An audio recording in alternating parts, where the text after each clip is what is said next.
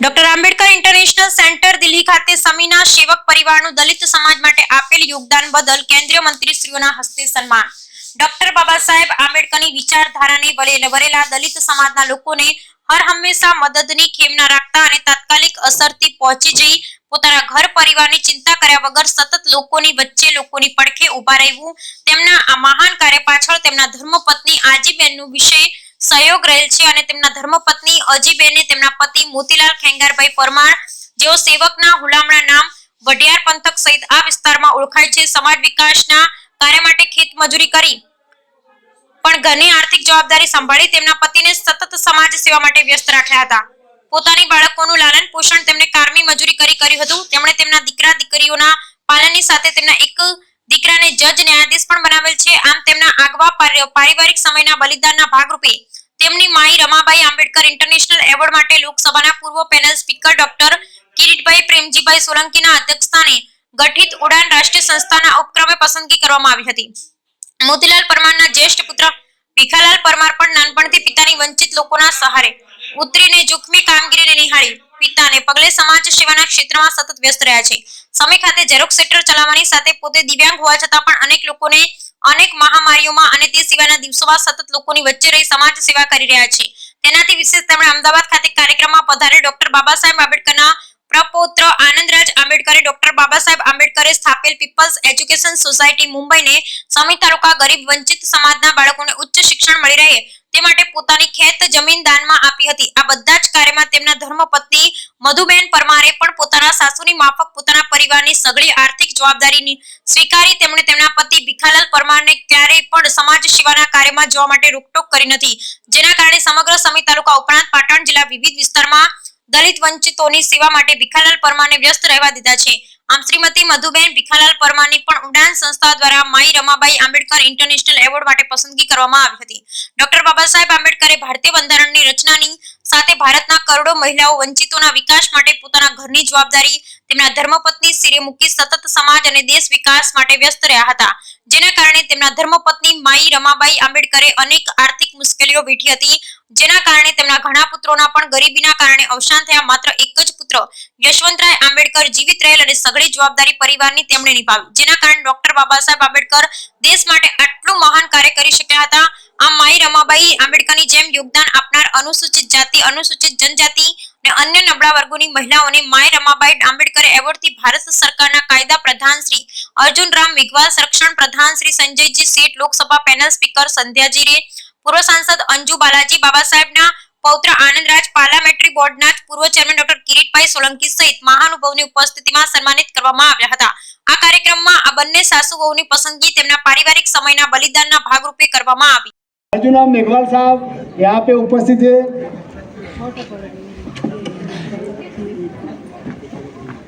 Doctor बाबा साहब आम्बेडकर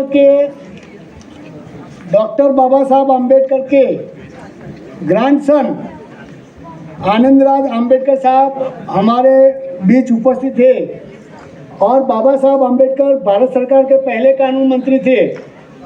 आज अर्जुन राम मेघवाल जी भी दलित समुदाय से आते हैं, वो भी कानून मंत्री है।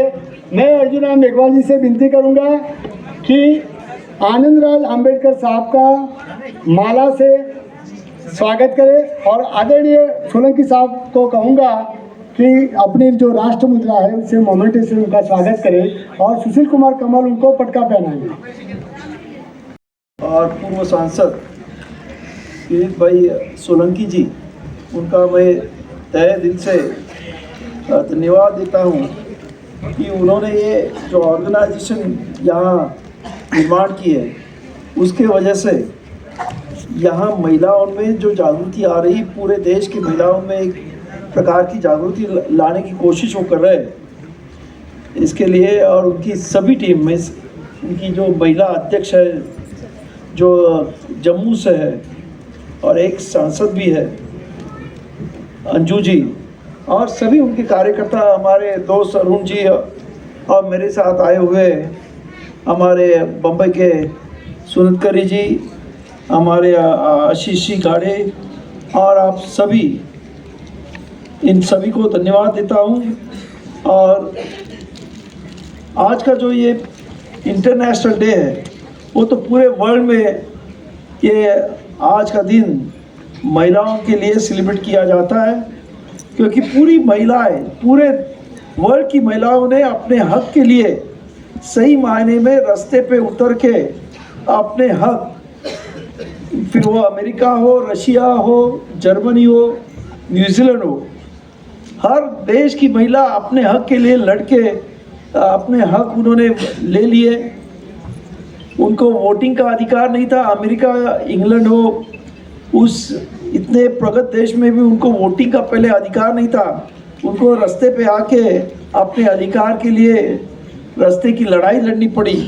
मगर आज इस देश के महिलाओं का सौभाग्य है कि इस देश का संविधान बाबा साहब अम्बेडकर ने निर्माण किया।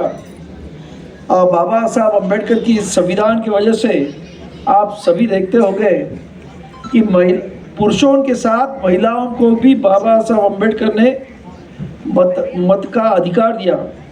आज इसी वजह से यहाँ कई महिला सांसद हुई है। आज इस देश की राष्ट्रपति द्रौपदी मुर्मू एक आदिवासी महिला इस देश की राष्ट्रपति हुई है। यहाँ मैं तो इतना आगे जाके कहूँगा कि बाबा साहब ने जो ये महिलाओं का अधिकार दिया, उसके वजह से नेहरू की विधवा कन्या भी इस देश की प्राइम मिनिस्टर बन सकी 1965 में। ये बाबा साहब का जो काम है उसके वजह से हुआ। आज इस कार्यक्रम के लिए हमारे देश के जो लॉ मिनिस्टर है, एक ज़माने में बाबा साहब अम्बेडकर इस देश के पहले लॉ मिनिस्टर थे, और आज